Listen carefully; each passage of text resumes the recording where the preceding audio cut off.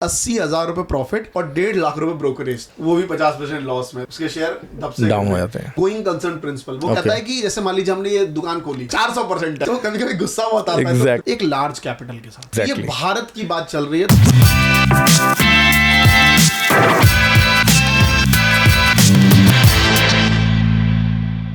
Hello guys, welcome back to a new podcast series. And आज के हमारे जो गेस्ट हैं वो हैं यूट्यूब के भगवान। जी हाँ, बिल्कुल। लास्ट मैंने एक रील डाला था, आपने देखा होगा, वहाँ पे उनके बारे में मैंने बताया था। हमारे साथ हैं अमरेश भाई, महात्मा जी टेक्निकल के CEO एंड फाउंडर। एंड आज इनके अंदर से ना हम कुछ अलग निकालने वाले हैं, क्योंकि आपने इनका एक रूप देखा हुआ है जो है यूट्यूब के बारे में बताते हैं या यूट्यूबर्स को इन्होंने कहीं और ही पहुंचा दिया, नेक्स्ट लेवल पे पहुंचा दिया है। लेकिन आज जो हम करने वाले हैं वो अलग ही है।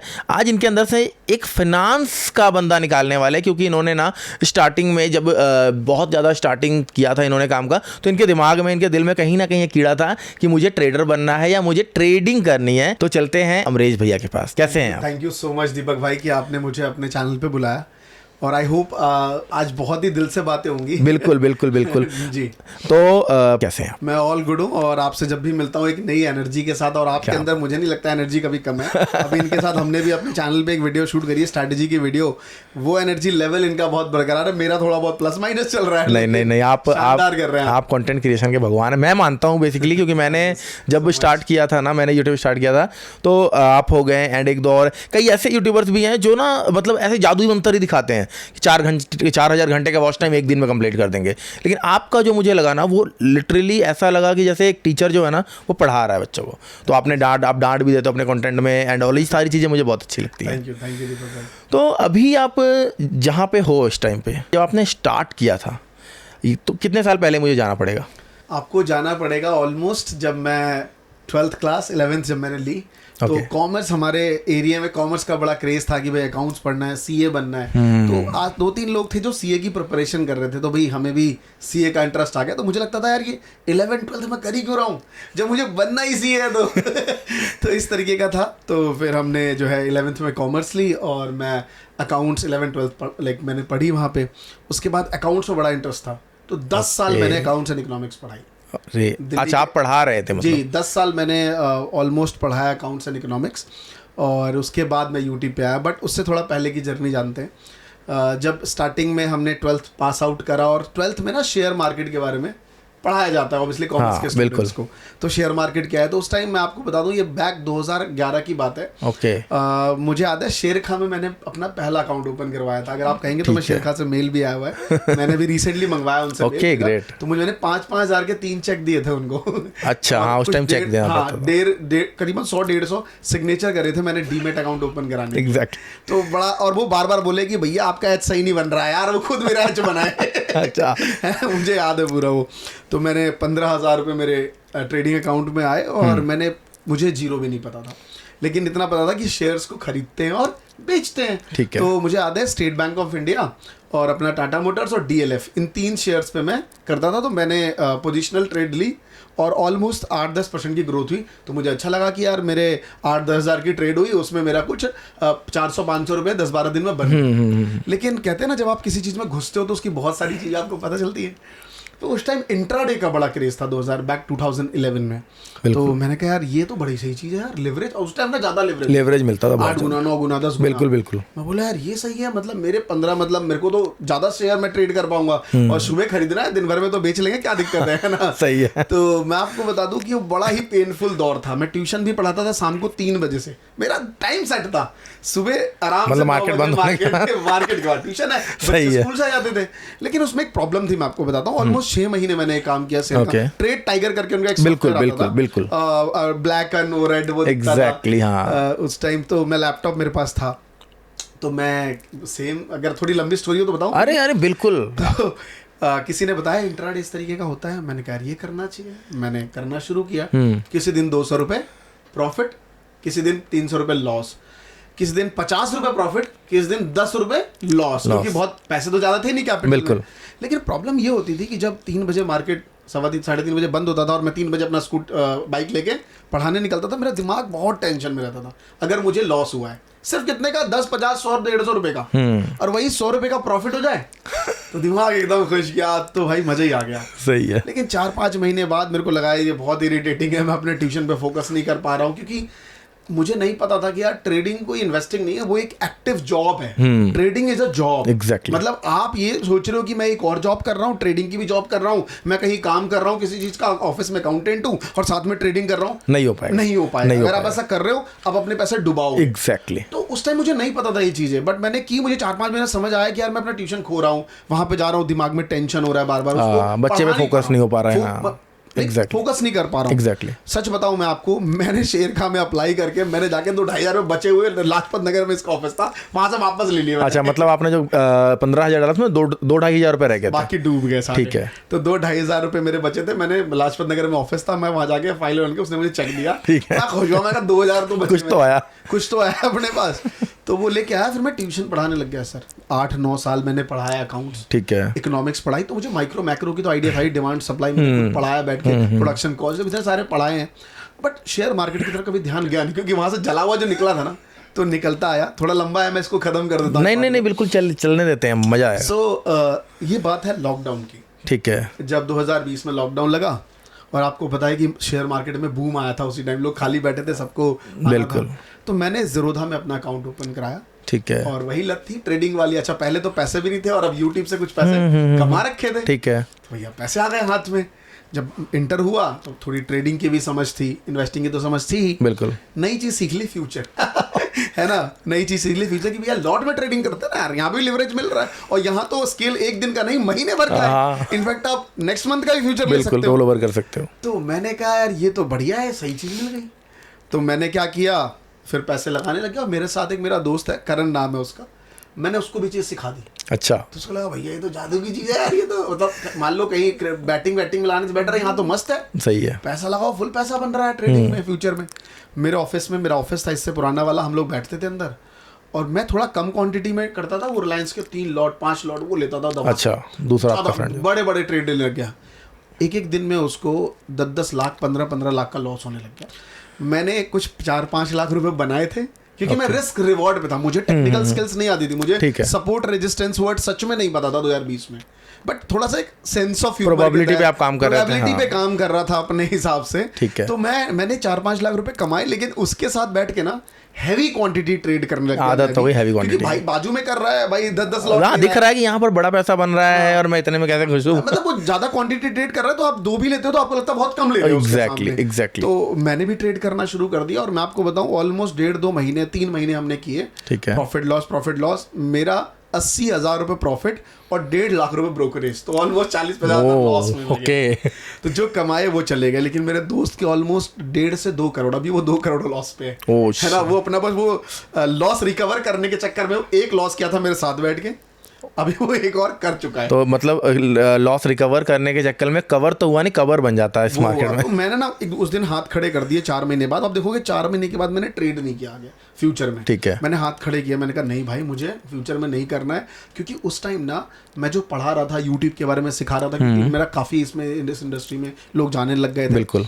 तो मैंने कहा यार मेरा ये बिजनेस बड़ा अच्छा चल रहा है, मैं लोगों को सिखाता था ट्रेनिंग, अच्छा पैसा बना रहा था, टू बी ऑनेस्ट मेरी कंपनी बहुत अच्छा पैसा, लाखों में बहुत अच्छा बिजनेस चल रहा है। तो मैंने कहा दिन भर यहाँ दिमाग लगाने से बेटर मैं वहां लगाऊंगा, मेरा बिजनेस अच्छा चलेगा यार, सही है। तो मैंने फिर स्टॉप किया, और मैंने वो सारे 20-30 लाख रुपए जो मैंने डाल रखे थे ट्रेडिंग में, उससे मैं करता था ऑलमोस्ट, अब देखेंगे कैपिटल मेरा 40 लाख तक गया हुआ है। वहां सीखा था ना अपने साइकोलॉजी, और आपको पता है लॉकडाउन के टाइम पे, भले उस टाइम तो नहीं लगता था सारे शेयर कम वैल्यू पे मिलते हैं, उस टाइम भी महंगे लगते थे, जहां मैंने आपको बता दूं IDFC फर्स्ट बैंक 18 रुपए पे, लोगों के माइंड में ये होता है ना कि और गिरेगा अभी, और गिरेगा, तो वो लगता है कि अभी ले लेंगे, अगर गिर गया तो क्या होगा। तो आप सोचो कि SBI मेरे को वहां पे 112 रुपए, 212 रुपए मैंने लिया था, टाटा मोटर्स 180 रुपए पे मैंने लिया था, लेकिन टचवुड वो पैसे सारे मैंने इन्वेस्टिंग में धीरे धीरे लगाना शुरू किया, ठीक है, और मैंने अपनी पोर्टफोलियो ऑलमोस्ट 1 करोड़ का बनाया है, जिसमें 80% मेरा प्रॉफिट है।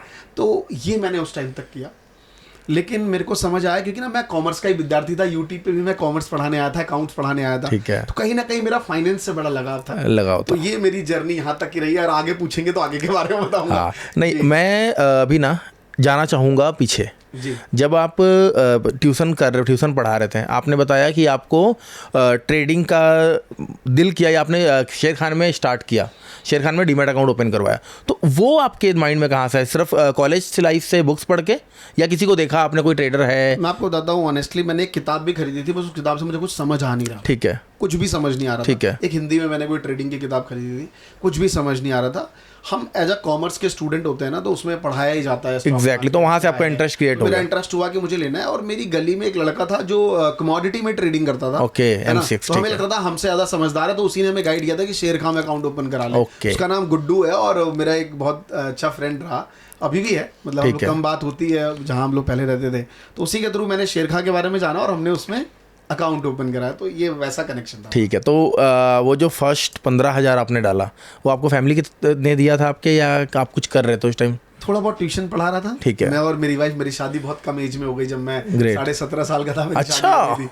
तो टचवुड मेरी वाइफ ने मेरे सारे फेस देखे हैं लाइफ के। मतलब उस टाइम आप काफ़ी ज़्यादा रिस्पॉन्सिबल बन चुके थे जब आप ट्यूशन पढ़ा रहे थे? रिस्पॉन्सिबल तो हाँ, मतलब थोड़ा बहुत रिस्पॉन्सिबल हो गया था, क्योंकि वाइफ है, तो पैसा जरूरी है इस तरीके से, और अलग अलग तरीके से कैसे पैसे बनाए जाएं, ये मेरी शुरू से एक आदत रही है ढूंढने की। ठीक है। उसमें स्टॉक मार्केट, क्योंकि कॉमर्स का स्टूडेंट था, हाँ। वैसे ही समझ आ गया, और सीए मैंने आईपीसीसी में ड्रॉप करी है। बिल्कुल। तो वहाँ सब में सब बातें बहुत चलती हैं। स्टॉक मार्केट, फाइनेंस में रहेगा ही रहेगा, पूरा हमें लाइक फाइनेंशियल रिपोर्ट और ये सारी चीजें कंपनी की देखनी होती है, तो बहुत सारी चीजें सीखी। तो ये उस दौरान मैंने 15,000 रुपए ट्यूशन ही पढ़ा था, तो वहां से हमने वो पैसे उसमें डाले। अच्छा, तो जब आपने शेर खान का अकाउंट क्लोज किया, आपने 2,500 रुपए आप लेकर आए, तो कैसा, मतलब क्या फील था उस टाइम? बहुत रिलैक्स फील था कि भाई रिलैक्स फील था यार मैं। अच्छा, मतलब आपको ये लग रहा था कि अगर रहते तो और पैसे चले जाते, या फिर बात पैसे जाने की नहीं थी, क्योंकि कहीं ना आपका मेंटली पीस खराब हो रहा था। मेंटल पीस खराब हो रहा था। मेरे रिवॉर्ड शुरू से ही मेंटेन कर रहा था, समझ चाहता तो मैं एक दिन में बड़ा ट्रेड ले सकता था, लेकिन मैं हमेशा मेंटल पीस देख रहा था कि यार मेंटल पीस खराब हो रहा है। इनफैक्ट बैक 2020 जब मैंने 3-4 महीने फ्यूचर में ट्रेड करे थे, उस दौरान भी मेरा मेंटल पीस ही खराब हो रहा था। मैं कोई ज्यादा लॉस नहीं कर रहा था। मैं एक दिन में 50,000 प्रॉफिट था, तो किस दिन अगले दिन, अगर आप देखेंगे मेरा सेशन 20-22 दिन लगातार मैंने प्रॉफिट करा यार। एक अननोन ट्रेडर जिसको कुछ मेरे को सपोर्ट और रेजिस्टेंस ही नहीं पता था 2020 में, मैं आपको सच बताऊं। ठीक है। छोटी सी जो बेसिक सबको पता होनी चाहिए एज अ ट्रेडर। बिल्कुल बिल्कुल। मुझे ये वर्ड ही नहीं मालूम, लेकिन फिर भी आप देखेंगे 15-20 दिन मैंने लगातार 15-15 दिन लगातार प्रॉफिट करा है। अभी बहुत सारे लोग कमेंट करेंगे कि जब मैं सीखा नहीं था, क्योंकि मेरे साथ भी एक बार ऐसा हुआ है कि जब मैं सीखा नहीं था ना, अच्छा बना फिर बढ़िया पैसा बन रहा था। सीखने के बाद जब चीज़ें फॉलो करने लग गया, कहीं ना फिर उस टाइम लॉस होने लग गया। बहुत सारे लोग ये रिलेट करेंगे। ऐसा होता क्यों है? क्योंकि हम जो चीज़ सीखे हैं उसमें हम ओवर एनालिसिस करने लगे, एक चीज़ को पकड़ के नहीं चलते हैं, हम बहुत सारी चीज़ें देखने लग जाते हैं, ऐड कर देते हैं। Exactly. मैं आपको बता पाऊंगा, क्योंकि बीते 1 सालों में मैंने एक्चुअल ट्रेडिंग सीखी। ट्रेडिंग इन द सेंस कि मैंने सपोर्ट रेजिस्टेंस सीखा। ठीक है। मैंने इंडिकेटर सीखे कि भाई किसका कहाँ है। मैंने बैक टेस्टिंग करी बहुत सारी चीज़ों पे। ठीक है। अलग अलग स्टॉक्स को, पूरा चार्ट्स को पढ़ा मैंने, तो समझ आया कि बहुत चीज़ सीखने के बाद समझ आया कि बहुत सारी चीज़ें भी सीखने की जरूरत नहीं होती है। आपको सिंपल चीज़ों को भी हम करते हैं। कैंडलस्टिक्स के पैटर्न पता होने चाहिए, कैंडल्स का नाम पता होना चाहिए, उसकी जब बन रहा है तो आपको दिखना चाहिए कि भाई डोजी है, हैमर है, क्या बन रहा है ये। ठीक है। और उसके बाद थोड़े पैटर्न्स पकड़ लो, एक स्ट्रेटजी पे ट्रेड करते जाओ, रिस्क एंड रिवॉर्ड लेके आप ठीक ठाक पैसा बना लोगे लॉन्ग टर्म। सही है। सो अगर मैं ये बोलूँ कि जब आपने ट्रेडिंग बंद कर दिया, आपने ट्रेडिंग बंद किया, 25 रुपये वापस ले गए, कभी सोचा था कि दोबारा फिर से ट्रेडिंग स्टार्ट करूंगा, दोबारा फिर से करूंगा? बिल्कुल भी नहीं सोचा था। इनफैक्ट लॉकडाउन में जब खाली बहुत सारा समय था, तब हमने फिर से दोबारा ज़ोरुधा में अकाउंट ओपन कराया था, जो आप पीएनएल यहाँ पे दिखा भी देंगे, मैं डाल दूंगा उसमें। तब हमने जाके वो चीज़ शुरुआत करी थी। फिर मैंने इन्वेस्टिंग करी। इनफैक्ट मैं आपको बता दूं कि आज अब तक टिल टुडे, भले मैंने 1 साल से ट्रेडिंग सीख रहा हूँ और बहुत सारी चीज़ें सीखी हैं मैंने, बट मेरा ज़्यादा पैसा इन्वेस्टिंग से ही बना है। मतलब मेरे अगर अकाउंट में 80% मेरा प्रॉफिट है, अगर मेरी जो मैंने स्टॉक्स लिए हैं, ऑलमोस्ट कुछ 50 स्टॉक्स मैंने अपने खुद के समझ से लिए। 50 स्टॉक्स स्मॉल केस, आपको पता है ज़ोरुधा का एक है जहाँ मैंने ग्रीन एनर्जी और बाकी होटल चेन और दूसरा एक लाइक डिविडेंड स्टॉक्स लिए हुए हैं, तो उनमें थोड़ी प्रॉफिट्स मेरे डबल हो गए हैं, तो वहाँ अच्छा खासा पैसा बना है। तो ऑलमोस्ट मुझे लगता है कि इन्वेस्टिंग में मैंने एक लॉन्ग टर्म में पैसा बनाया, बट उसके लिए आपके पास पैसा होना चाहिए। और ट्रेडिंग एक एक्टिव जॉब है जहां आप रिस्क एंड रिवॉर्ड लेके कर सकते हैं, जो मैंने अभी सीखा है। और मैं जो मेरा महात्मा जी टेक्निकल चैनल है, वहाँ पे आप जैसे एक्सपर्ट लोग आते हैं, तो उनसे बहुत कुछ नया सीखने को मिलता है, हर बार चीज़ें समझने को मिलती हैं। और पीछे 1 सालों में हर दिन लगता है कि आज कुछ नया सीख लिया। तो ये इंडस्ट्री सीखने की है, जितना आप डीप डाइविंग करेंगे उतना सीखते रहेंगे। तो अगर कोविड की बात करें हम, लॉकडाउन में आपने बताया कि आपने बहुत सारे स्टॉक्स परचेज किए थे जी। कौन से स्टॉक्स अभी भी हैं जो आपके पोर्टफोलियो उस टाइम के खरीदे हुए अभी भी पोर्टफोलियो में पड़े हुए हैं? हाँ, बहुत सारे स्टॉक्स हैं। मैंने टाटा मोटर्स लिया हुआ था, वो तो फिर मुझे लग रहा है 400-500% से भी ज़्यादा रिटर्न दे रहा है। 200%। मैं अगर आप देखेंगे, मैंने कल्याण ज्वेलर्स लिया था उस टाइम, मैंने कुछ 30,000 डाले थे उस टाइम, 60 रुपीज़ के भाव पे मैंने लिए थे, और अभी वो तकरीबन 500% की ग्रोथ है उसमें। ग्रेट।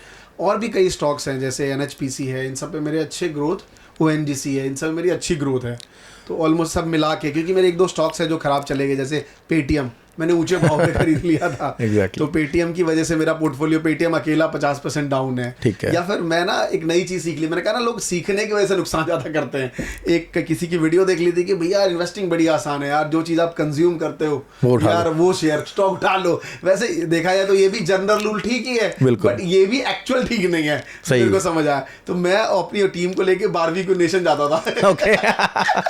तो जितनी बार जाऊं, जितना खर्चा हो उतने का शेयर ऐड ऑन कर ला। पता चला वो 50% लॉस में है। मैंने भी खरीद डाले, अपनी वाइफ के अकाउंट में भी उसने भी ले ली, क्योंकि उसको भी वही साहब भाई हम भी खाने जा रहे हैं, जब भी खाती 5,000 खर्चा होता, 5,000 के स्टॉक ले लेते हम लोग, वो भी 50% लॉस में। तो मैं तो भैया होटल चेन इंडस्ट्री से थोड़ा दूर रहता हूँ, क्योंकि मेरे को पता है होटल चेन में क्या दिक्कत है। हर दिन खाना बनाना पड़ेगा, हर दिन कस्टमर खुश रखना पड़ेगा, हर दिन बनाना पड़ेगा, हर दिन खिलाना पड़ेगा।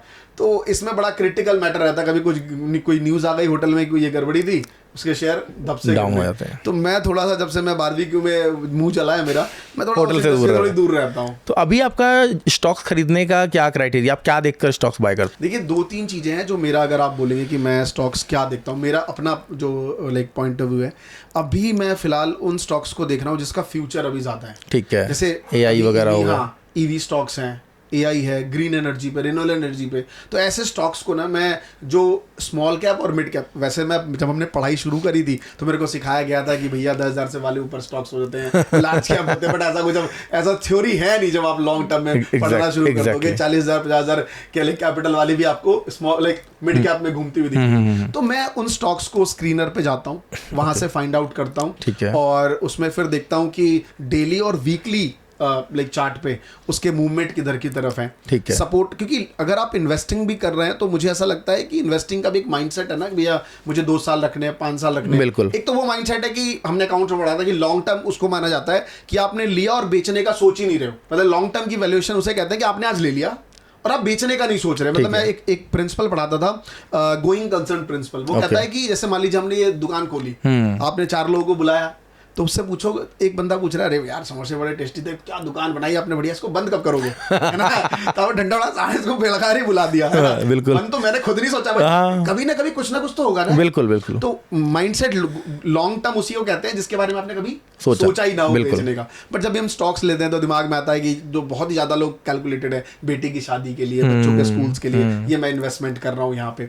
तो वैसे ही हमने भी जब स्टॉक्स लेना शुरू करे तो वो लॉन्ग टर्म में देख के, तो स्विंग हमेशा देखना बहुत जरूरी होता है। सपोर्ट रेजिस्टेंस लॉन्ग टर्म में भी देखने जरूरी होते हैं, मुझे ऐसा मानना है। बिल्कुल। कि अगर आप बहुत ज्यादा स्टॉक्स रख रहे हो तो आप मैनेज नहीं कर पाओगे। जैसा मैंने अभी तक गलती करी है, बट मैं कम कर रहा हूँ सीखने के दौर पे। तो मुझे लगता है ज्यादा 50-50 स्टॉक्स में भी आपको नहीं घुसना है कि कोई क्या चल रहा है आपको मतलब सेगमेंट का आप क्या कहने का मतलब, जो सेगमेंट का अगर आप ईवी में जा रहे हो तो उसके जो बड़े स्टॉक्स है वो उठाते हो गया, वैसा कुछ है?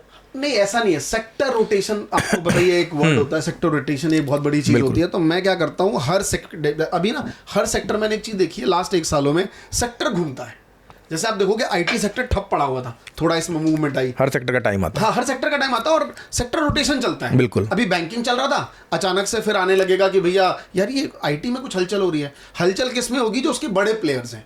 तो मैं हमेशा ना इनके बड़े प्लेयर्स को रडार में रखता हूँ। ठीक है। जैसे मान लीजिए IT बैंकिंग में HDFC हो गया, बैंकिंग में HDFC हो गया। बैंकिंग में भी देखिए 2 सेक्टर है, PSU है और आप देखेंगे प्राइवेट है। तो PSU के दिन अभी अच्छे चल रहे हैं। अभी जितने भी प्राइवेट सेक्टर्स हैं थोड़े से बुरे चल रहे हैं। तो मैं इनको रडार पे रखा हुआ है। मैंने देखा है HDFC क्या कर रहा है इसमें, क्योंकि बैंक निफ्टी एक सेक्टोरियल से सेगमेंट है ना। बैंक निफ्टी में पूरा बिल्कुल यही आता है। निफ्टी 50 में ऐसा नहीं है, नहीं है। वो पूरा सेक्टर बेस्ड नहीं, उसमें मिक्स है। इसी वजह से मूवमेंट भी उसमें जाता है। तो मैं हमेशा बड़े प्लेयर्स को अपने रडार पे रखता हूँ और उसमें देखता हूँ किसी में मूवमेंट आ रहा है क्या, या ऑलरेडी कोई ब्रेकआउट दे चुका है। तो अगर ये ब्रेकआउट दे चुका है तो कहीं ना कहीं इसका सेक्टोरियल ब्रेकआउट आना चाहिए। तो दोनों चार्ट को मैच करता हूँ, फिर उनके जो मिड कैप स्टॉक्स हैं उनको फाइंड आउट करता हूँ और दोनों एनालिसिस करता हूँ, फंडामेंटल भी और टेक्निकल भी। और फिर जाके मैंने एक मिनिमम क्राइटेरिया सेट किया हुआ है कि 30,000 रुपए लगाने। क्यों? क्योंकि जिसमें मैंने 5,000 रुपए लगाए वो 500% ग्रो कर चुका साला, तो बहुत फिर दिखता नहीं है कुछ, प्रॉफिट नहीं दिखता। मैंने अपस्टॉक में ऐसे ही टीवीएस लेके छोड़ दिया 3,000 रुपए का, वो 400% है। तो कभी कभी गुस्सा बहुत आता है, तो रूल बना लिया, थंब रूल, कि 30,000 से कम इन्वेस्ट नहीं करना।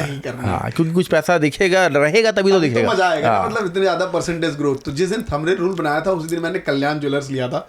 लकीली उसमें 500% की ग्रोथ है। तो जैसे आपने बताया कि पेटीएम हो गया या कोई और होटल चेन का, बारबेक्यू नेशन का, वो लॉसेस में जा रहे हैं, तो आपका इन्वेस्टिंग में भी कोई स्टॉप लॉस होता है माइंड में कि अगर इतना % लॉस होगा तो उसको कट कर देंगे? कुछ ऐसा सोचा आपने? देखिए, मेरा लॉस अब होता है जब मैंने सीखना शुरू किया, तो ऐसा मैं मानता हूँ, क्योंकि मैं आजीवन लेने के लिए मैंने सोचा ही नहीं है। मुझे पता है पैसों को भी मुझे रोटेट करना है। ठीक है। तो यस, मैं इन अ स्विंग, मैं 4-5 महीने का नजरिया, कई स्टॉक्स हैं मेरे पास जिनका है, तो मैं उसमें स्टॉप लॉस लगा के रखता हूँ। वीकली चार्ट पे मेरा स्टॉप लॉस रहता है, क्योंकि अगर मैं वहाँ स्टॉप लॉस लगा रहा हूँ, मुझे पता है कि यार अगर ये मेरा स्टॉप लॉस हिट करेगा तो अगला और नीचे है वहां तक वो आएगा ही आएगा। अगर मुझे बहुत ही ज्यादा दिल से लगाव है तो खरीद लूंगा। वैसे सच बताऊं, मैंने अपनी लाइफ में एक चीज सीखी, जब मैंने स्टॉक मार्केट को सीखना शुरू किया, किसी स्टॉक से मेरा लगाव नहीं रहा। पहले ना SBI से बड़ा लगाव था, मतलब हर जगह SBI, टाटा मोटर है ना, SBI ले रहा, या छूट गया तो ले लिया, है ना, बने हुए हैं। अब वो लगाव रहा नहीं मेरा स्टॉक से, जब मैंने चार्ट को पढ़ना सीखा। ठीक है, ग्रेट। तो बहुत मैं लगाता हूँ स्टॉप लॉस सर।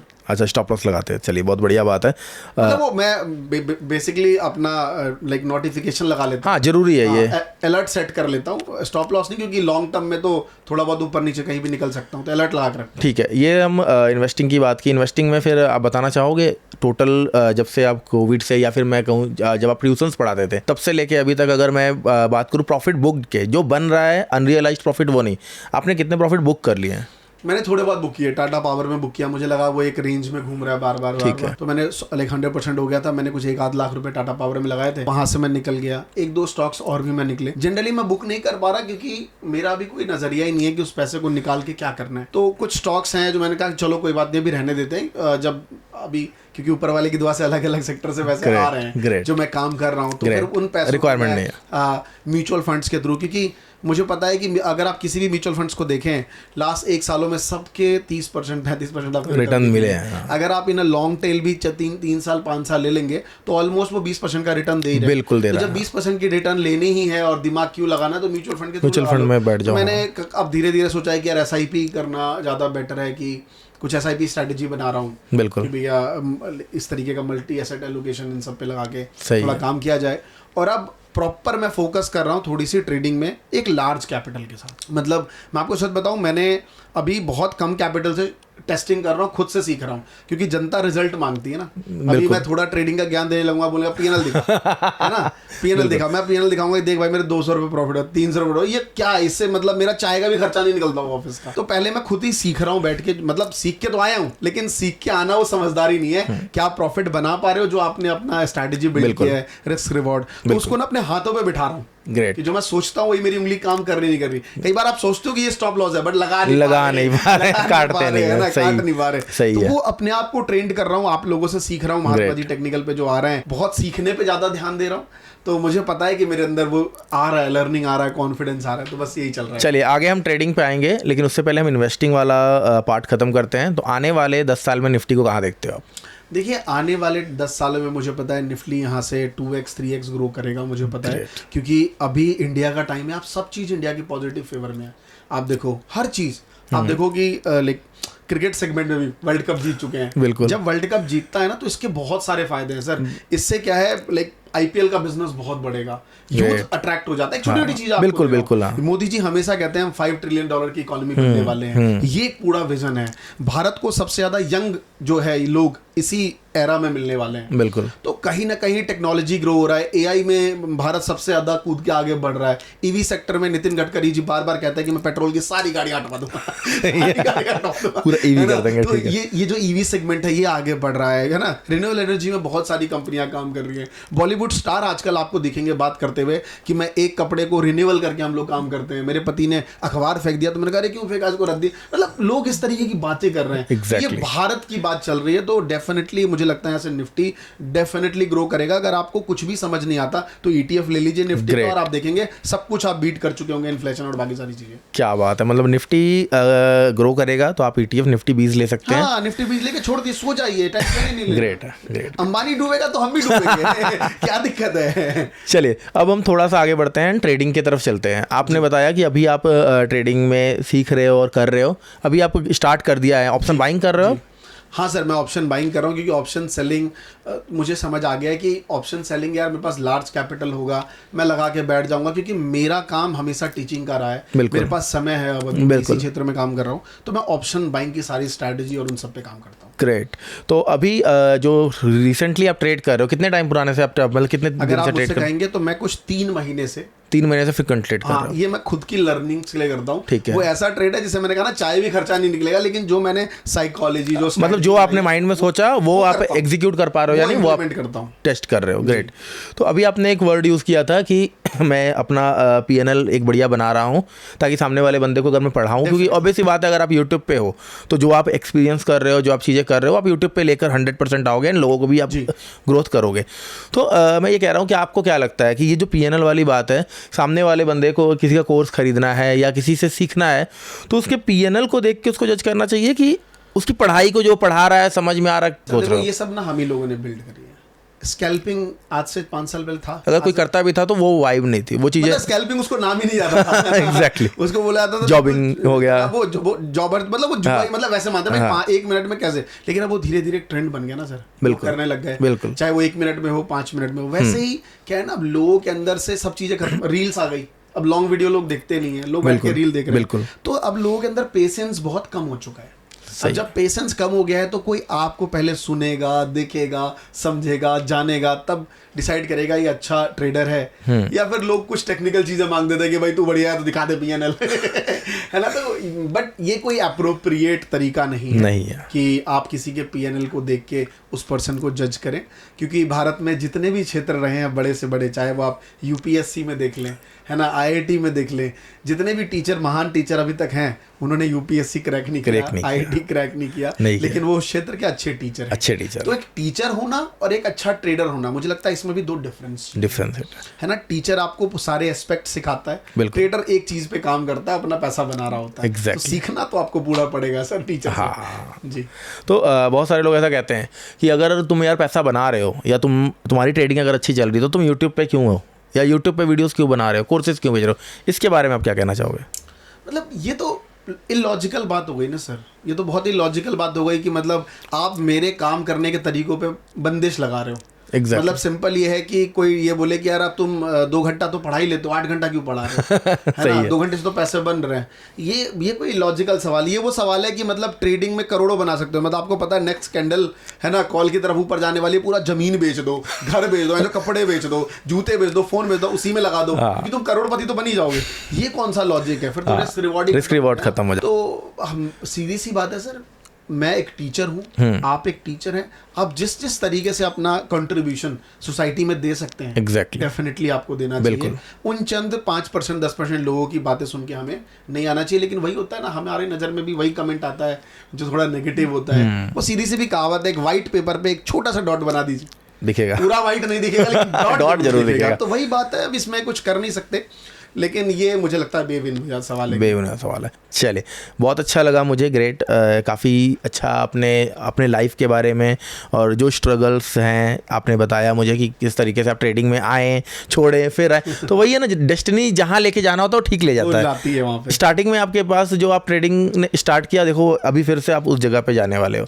तो क्या लगता है कितने टाइम के अंदर हम देखने वाले हैं आपके चैनल पे कि बड़े बड़े आपके ट्रेड्स आ रहे हैं एंड ऑल? मैं अभी भी इस तरीके का ओवर सैचुरेट कभी चीज़ें नहीं करता, लेकिन आप लोगों से सीखा है, क्योंकि आप लोग ऑलरेडी इस क्षेत्र में काफ़ी टाइम से वीडियोस बना रहे हैं, और जब आप बिहाइंड द कैमरा भी बैठते हैं तो आप बहुत सारी बातें शेयर करते हैं, तो वो चीज़ें मैं वही तो सीख रहा हूँ बैठ के आपसे, और हमेशा एक लर्निंग वैल्यूज़ ही दूंगा। Great. अपने महात्मा जी टेक्निकल के थ्रू लोगों को, जहाँ जिससे लोग सीख पाए, और जब मिले तो बोले यार आपसे कुछ सीखा है। और आपका एक्सपीरियंस भी काफ़ी अच्छा होगा अगर आप जैसे आप साथ के साथ कर रहे हो एंड साथ के साथ आप शेयर करोगे ना, क्योंकि हम लोग जो वीडियो बना रहे हैं या शेयर कर रहे हैं कहीं ना कहीं हम लोगों ने बहुत पुराना ऑब्जर्व किया है, शायद वो फीलिंग भी भूल गया हूँ, लेकिन आप करंटली फील करोगे वो चीज़ कि भाई अब आज ऐसे ट्रेड लिया, ये फील आया, तो वो चीज़ें अगर आप डालोगे बनाओगे तो कहीं ना कहीं जनता बहुत अच्छा रिलेट करेगी।